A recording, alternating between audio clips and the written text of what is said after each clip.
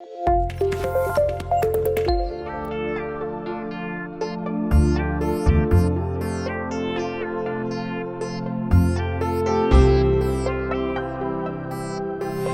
I went to school, it was difficult, to access secondary education because my community is quite remote. And we used to trek 6 kilometers to the nearest secondary school and 6 kilometers back. I went to school in the village. I did my primary school in the village, and I'm happy the records are still there. And they happened after the war. So when I tell them I was taking, first position, I tell them the war did not take away the records. You can still access it if you go now. But after that, we had challenges, accessing education, because the nearest secondary school was 6 kilometers going 6 kilometers back from my village. And when we struggled, went to school, graduated, served. In fact, while I was still in higher institution, I made a vow that if God placed me in a position of authority, now one of the things I would like to do is to bring a secondary school to my community, to end the suffering of young ones who had to trek such long kilometers, Western man hours, to the nearest secondary school and back daily or during school days. And when I was at the US Embassy working, I saw an opportunity to attract a grant for a block of classrooms for primary school. I was able to invite the then US Ambassador, Howard Chida, and then he brought the then Governor Joseph Carlo. So when the ambassador came, while the block of classrooms was being inaugurated or commissioned, I was able to convince the ambassador, because I had already put it in the program, to lay a foundation for a secondary school. And he laid a foundation for a secondary school. And that was on the 1st of May 2001. And I named the school the Ambassador's College. It's a public school, it's not a personal school. In the Abia State government, it sends teachers, and all that. So that has helped young ones to access education without trekking 12 kilometers every school day. That's one. Two, as I moved on in life, I looked out for things to do to enable the young ones, have better life than we did. So that's why when I came here, I wrote that down, and then women. And I still help them with scholarships. I help them in organizing themselves, to see what they can do better. I have what we call a Onuigbo Foundation. From this foundation, a lot of young people have had tremendous successes. Those I could help with employment. I found them employment. For them, if you check my staff, you'll find that it's made up of very young people, particularly young people. And a lot of them have now become international, persons from this office. So this is the way I have grown. And that's what gives me, extra joy. It propels me. So I do a lot for young people, helping them with employment. Even as we do empowerment. I did empowerment on poultry. That has given a lot of young people employment, those who left school and they were. So when I gave them galvanized cages, gave them feed, gave them cash to start, and on top of that, gave them, chicken at the point of laying. I think it's one of the greatest things that I've done for young people, both young and old, even women. That today, when I go, you see people come to thank you. People you don't even know, because when we did that, we didn't do it for only those we know. So there are various ways of reaching out to this very young one. The same thing for women, because I can tell you now for free that I've been attending the annual August meeting of women in my community since the year 2000. Why? My presence helps to spur them into action. And when I'm going, I go along with some people. That's how we assisted them to build a hall. They have a hall they built by themselves. Just February 24, I commissioned a market that I helped to facilitate for them with a borehole.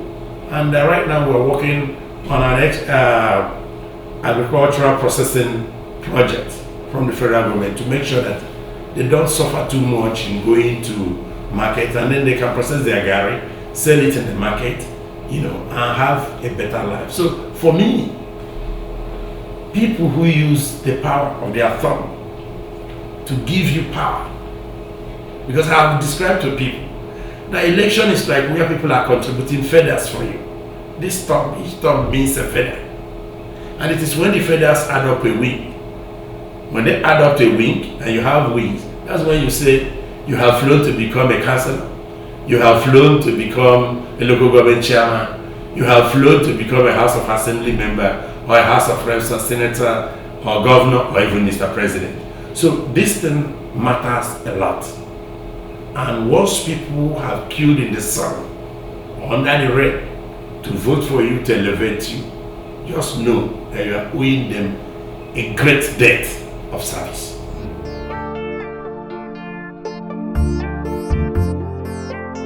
People who are in leadership should let it get into their skull. Especially now that we have an electoral act that results will be electronically transmitted. You will not know that you did not rig yourself into office, or it is by a muzzle that you push down everybody in 3 local governments to come here and represent them. No, it's not by a muzzle, it's not by a power. I worked at the US Embassy for almost 80 years, and I know what representation means. I know what it means.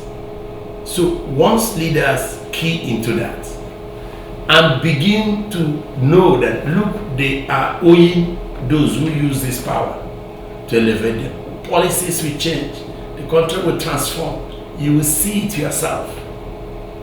I don't mean to say too much, but let me tell you that I'm the first person to be re-elected in my federal constituency since I started this political dispensation, because I work. I'm not a man of personal aggrandizement and what they call shine, but no, I work because I work with the youth and I work with the women. So in terms of what one is doing, I am conscious of the statistics that you have just mentioned, and I do know for sure that when leaders work for the good of those who use the power of their thumbs to elevate them, I hope you understand what I'm saying. Some people were voted for, then suddenly they were no longer accessible. Look, when I consulted in 2014, actually I started 2013 September to consult up until 2014 when we did the primaries. I went to 285 votes in Igbo to sit like this and talk with the people. And I said, these are the things I've been able to do without being in government. And I did this, you can imagine, 2001. So it's a question of, do you want to serve? So once people realize that you owe your position in office to those, that's why we say that the office of the citizen is the most important office. Because the citizen is there to decide whether to vote for you next time or not. So that man who decides whether you should go or come back, his office is even more important than your own. So when I consulted, I ran on the acronym of EAR, meaning I promised them that I was going to be effective on the floor and in the committees. Our A is for accessibility. They should be able to access me. If you ask my secretary, she will tell you. I have told them that this office belongs to the people of Ikwa and Omai. If you are my constituent and you come here, I would like to see you. If it's something I can handle, I'll tell you, okay, I'll be able to handle this. But if it's one that I cannot handle, I'll tell you right there. I don't think I'm able to do this. Well, maybe I'll make inquiries for you, but not to give you a false promise. So that's on the point of accessibility. And the R stands for responsiveness. If you go and check on some of the things I've been able to do, you have to respond to the legitimate concerns and aspirations of your constituents. On your question, once leaders key into that and start working for the good of those who have elevated it, and not for personal aggrandizement, and not for primitive acquisition of wealth, we will have a different country. we have a different world. You were talking about infrastructure. That has been one of the things I have done. If you go to my federal constituency, you're going to find it difficult to count the projects that I have done, and they're all standing there. I was able to do major erosion control works, 2 of them massive, in 2 different local governments. When I came for the first time before I was re-elected, I was also able to do, facilitate a major skills acquisition center, one of the best in the country. You can see there at Apple Mini Obakale, that's my south. That's not even in my local government. And then I facilitated the road that is ongoing now. First was to do a palliative work. Let me take this opportunity and thank the Minister of Works and Housing, Babatunde Fashola, SAN, because when I met him on the 14th of June 2016 and told him about the state of the road from Omai to Ikuano to Ekotekpeni, he saw the pictorial evidence and agreed that the road had indeed failed. And there and then, he authorized that FEMA should move in and fix that portion. He also agreed with me that the road needed to be totally reconstructed so as to move away from the annual ritual of palliatives in different locations that never lasted for so long. Then third, he now said they should do a letter and commend me for having the interest of my constituency at heart. That was as far back as 2016. And I'm happy to tell you that I followed through. We did the palliative work. We started on the 16th of December and it ended around April to allow vehicles pass through. I followed through until the federal government awarded that early in 2019.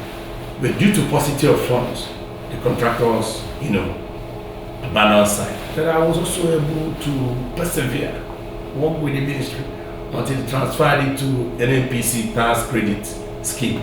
As we speak today, there's massive work going on that road, and it's a major economic artery for the country because that's the road you use to evacuate goods from Calabar Port, Calabar Export Processing Zone, Dangote Cement, Niger Sem, oil prospecting and oil servicing equipment around Akwa Ibom, Cross River, parts of River State, and all that. That road also leads up to the chemicals.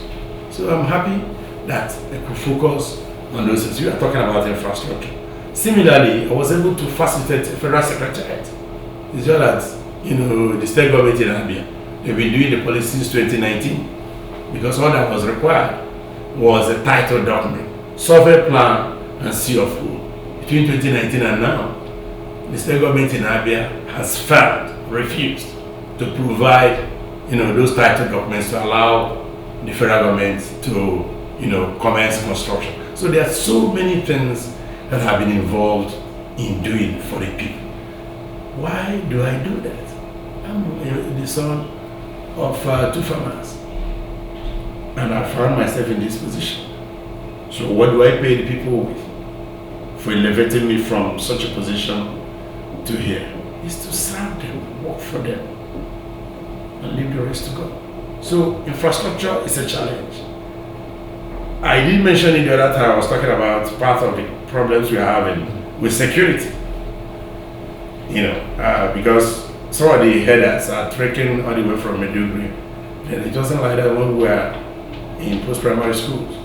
Because in those days, railway would bring cattle to Omai, Aba, Port Harcourt, and discharge them. For the headers now to take them from Omai to Uyo, to Calabar, and they did such trekking only at night, not in the daytime, and they were not moving into anybody's farms. But these days, people now have to trek from Sokoto and start destroying things as they move down. So part of that challenge is infrastructure. Because I'm happy that the federal government is doing a lot around the area of infrastructure. At least I can see the roads have been done between Enugu, Umwai, and I'm going to Port Harcourt. In those days, it used to take 3.5 hours, 4 hours to drive through that. But today, you can do it in 1 hour, 30 minutes. You can see the second Niger bridge and all that. So there are things that we can do to make life better for the ordinary people. The government is doing some of them.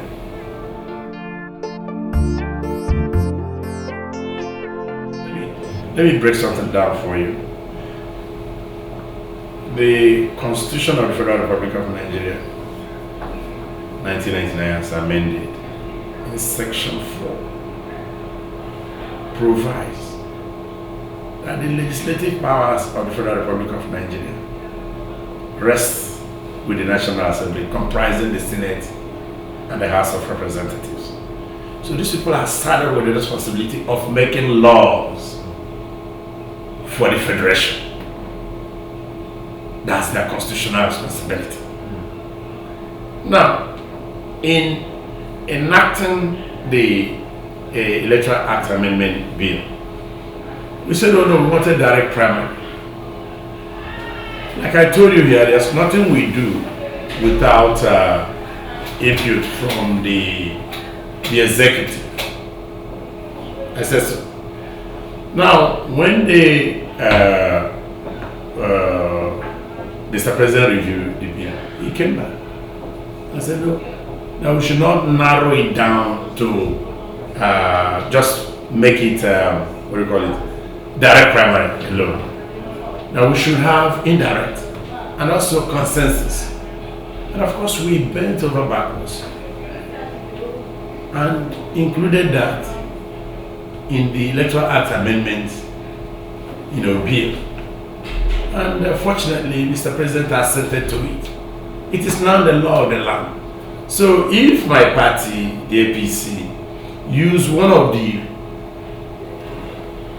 options for electing people as provided for in the Act, Electoral Amendment Act, it is within the law. Because we here represent democracy. Without the legislature, which is the number one arm of government, you are not talking about any democracy. I don't know if you know that. Because without electing all of us from different remote areas to come here and make law, we don't have no democracy.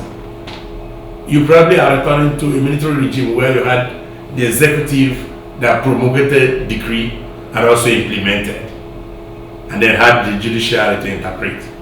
Whenever they were accepted, they accepted. If they did not like, if they didn't like it, you pass your judgment in the afternoon, and they'll come up with a decree in the night to have what you did. It happened here in this country. So we now are in a democracy.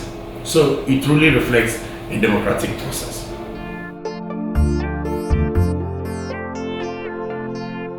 I have never gone ahead of myself, for me to stay here now and project what I'm going to do in 2023. Know that it is the legislature that suffers the greatest, attrition or reduction in number of those who are returning. But that's not sounding pessimistic. But since I'm not doing any manifesto, or I'm not here now, to advertise what I want to do, it will be difficult for me to now start saying that. That's going, moving ahead of yourself. If by the grace of God, the people I represent, the leaders that lead the party, consider my contributions so far to be far-reaching, to have contributed in deepening and broadening democratic practice, and then I say, okay, we would like to encourage you to go back. When I come back, I will continue. Recall that I told you that when I was consulting between September 2013 up to December 2014, before we had the primary election, I went to 285 groups in Igbo.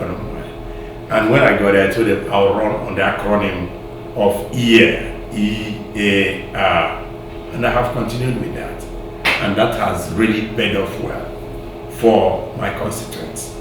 You can run a small background check, to find out, because, some people like to blow very high trumpet, but if you check beneath, you find out.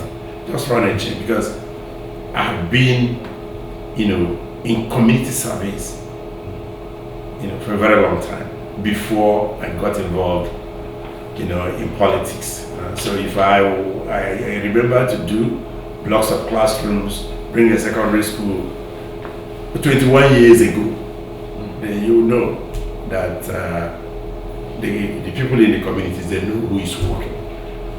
So I won't go ahead of myself. Now, first, I would like to thank the good people of Great Iguano, Omaya North, Omaya South Federal Constituency, who, in their wisdom, elected me in 2015 and re-elected me overwhelmingly, in 2019. And I do believe that it's a very enlightened community, because they started being in leadership for a long time. So they're in a good position to assess what I have done and juxtapose it against maybe what others did when they were there. That will help them, making decisions going forward. And I want to thank them for, giving me the opportunity. In terms of my advice to the youth, I would say that, look, if you check the percentages, I think it's about 65 to 70 of the youths who make up today's Nigerian population, right? Yes. Okay. It means the future belongs to you.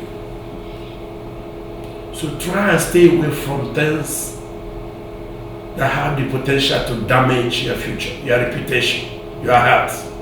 Stay away from drugs. Stay away from criminal activities. Deploy your strengths towards positive things.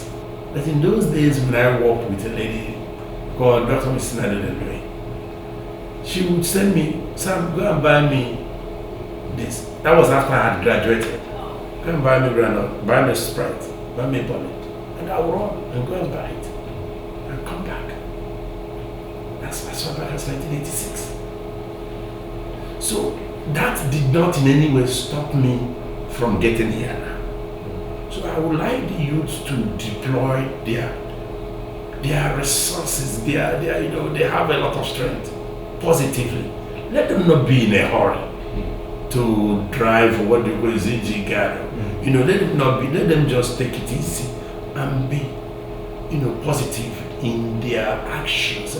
They'll find out that it's better to take it gradually and get to that destination than to be in a flash. Because if you're in a flash, sometimes you miss the red track and you go off the rail.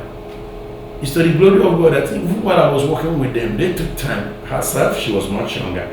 And a much senior person, Dr. Burian Keru, is now late. They took time. After a while, they now conducted another interview while I was already working with them. And I was wondering what the interview was for. Having passed the first interview and having started work, now conducted an interview. 2 days after, they came back to me in 86. And so they found out that I had leadership traits. 1986. The woman is still alive, but the man has died.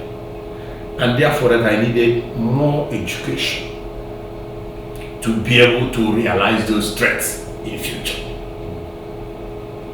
Imagine 86 to this time. So I like to encourage the youth to humble themselves, use their talents. They have a lot of them, a lot of our boys are smart. You can see the kind of contributions they are making, in IT around the world. So let them just go down and move away. And then let them in voting. Focus on those they know mean well, not that now he brought money. Now he brought something. No. Let them focus on those they know mean well. Those antecedents, those whose antecedents they know, not the ones that will come and deceive you and then they say, that's how politicians. Well, it's not all politicians. I'm not like that. So this would be my advice, because once we get it right, you can see a few states out of the entire 36. A few states are getting it right and they're moving. That's the way this nation can take off. And it's in your hands.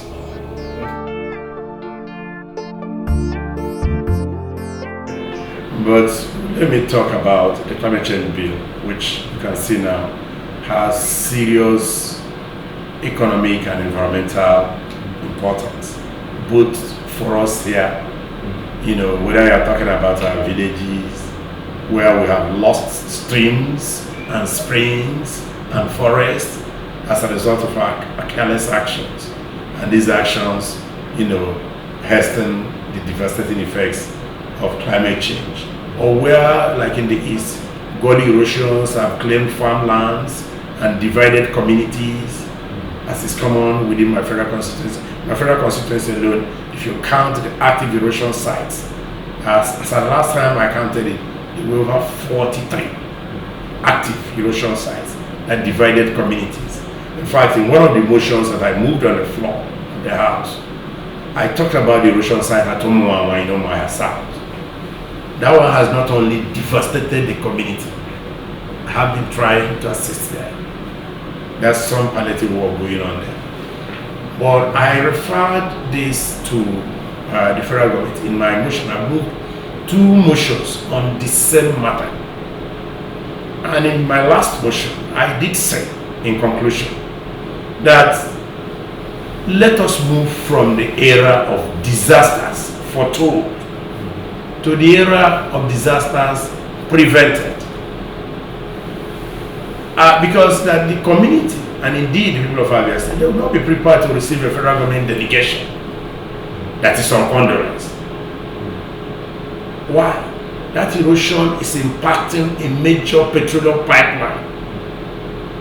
And we know that if it cracks open, what you're going to harvest there, perhaps, God forbid, is the kind of death that occurred at Usisioma, Ubibu, and some other places where petroleum pipeline opened. So that was why I moved that motion. I moved it, in 2018, and then I also repeated it in 2019, and I highlighted this, and I went out of my way to do the engineering, survey plan and engineering works. I did that for 3 sites, so as to enable, the Ecological Fund Office or whichever office they are in making their decision, because these are life-threatening matters.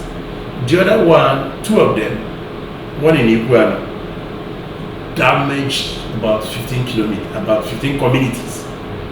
They can no longer go to their farm, and they do not have resources with which to be able to handle that. So when you put this together, that's why I ended up with that kind of phrase. Let's move away from the era of disasters foretold to the era of disasters prevented. So that is that on the climate change and the related matters. Also moved another bill. This is not a motion on what happens with the Nigerian flag. I don't know if you noticed, even at the last APC convention, when those who call themselves youths and all that came, they came with a flag that is it's not a Nigerian flag, because they came with a flag that has the superimposition of the coat of arms. So I moved that bill for the amendment of the coat of arms and flag act, and I'm hoping that I'll be able to conclude it, because these are things that affect people right from the primary school, and very young people do not know. And the Nigerian flag is green, white, green. No superimposition of the coat of arms. But in my bill, there will be some sanction on those who are busy churning out, fake flags, but are busy circulating it. Even when some musicians play either in the field or during campaign, or you see them, flaunting the Nigerian flag that has superimposition of the coat of arms. I moved that in, and I'm hoping that even now that we are moving into the political era, I'll be able, to get this done. There are several other bills I've moved that are at different stages. We're hoping that some of them also will help enhancing economic activities. Of course, several motions that are so many for me to begin to relate here. By His grace, just like I said, by the special grace of God, and without sounding immodest, I have been in community service, whether at my place of work, when I was at the US Embassy, when I worked for the US government, or in the village, in my community, or even places where I reside.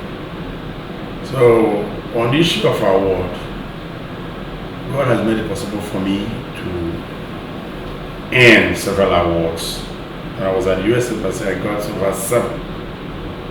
Some meritorious honors awards, some special mile awards, and all that, over 7 of them.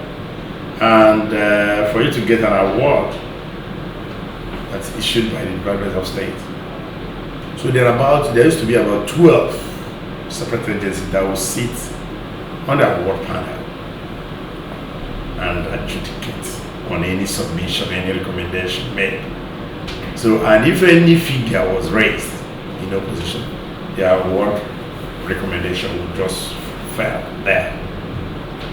That's what's happened, and it was in the midst of that I got over 8 such unique awards. That's when I was working at the embassy. But having left the embassy, as I got into politics and all, I've also been able to win a lot of awards. But I think the ones that the awards that have actually attracted attention in recent times were the ones given to me in recognition of the modest contributions that I made for Nigeria to have a climate change act. So far, I've received several of such awards. I got one from the National Assembly here, the House of Press Corps. That was in December 2001.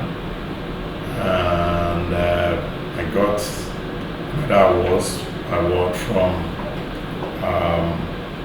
what they call the Community of Climate Change, Nigerian Community of Climate Change Practitioners. So they called me the Climate Change Champion. That's the award they gave me there. I've also received an award from Nnamdi Azikiwe University, Oka. That was I think in February. And I got another award from University of Nigeria, Nsukka. That one was I think in March. March 16. And similarly, just recently, last week, on the 24th, the Nigerian Union of Journalists, National, also gave me an award in recognition of his modest contributions. That's why in several of such award ceremonies, when I spoke, I would tell them, without sounding arrogant, that this is an award earned and not an award purchased. Because in recent times, all manner of awards fly around. You understand what I'm saying. So that's why I always like to say, it's an award earned and not an award purchased.